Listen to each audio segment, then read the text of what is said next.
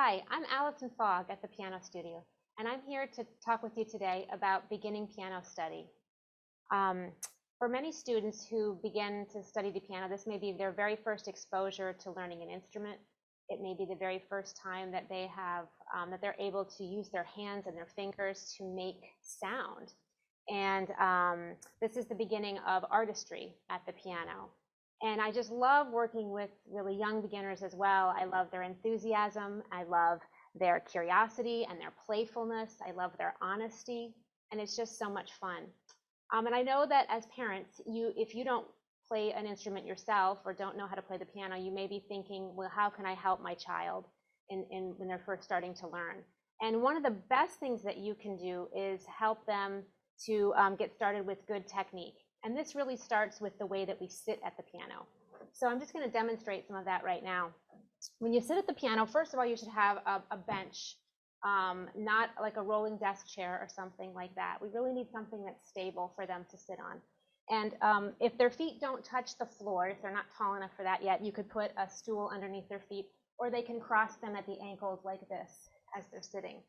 Our bottoms should really be on I guess the first top third of the bench, rather than sitting back like this. And the reason for that is that if we're sitting a little bit closer on the bench, then our backs are much more apt to stay tall.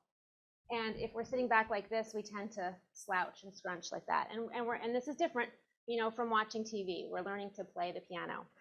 So we're sitting tall. Our feet are, if we can reach, planted on the floor, and our backs are tall. And then when we bring our hands up, you should see a straight line of the forearm, and it should be sort of parallel to the floor.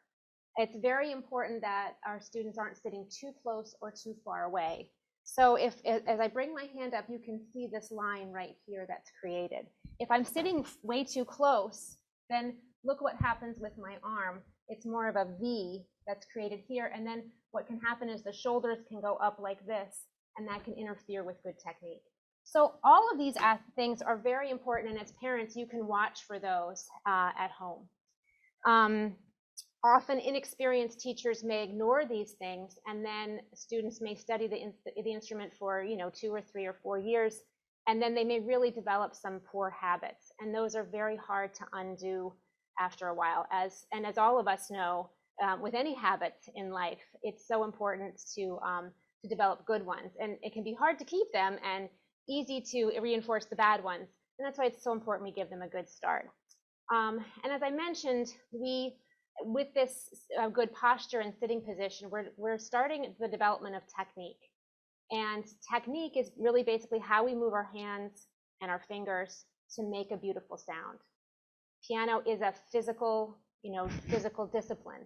And it's really not too much different than shooting a basketball or learning to swing a baseball.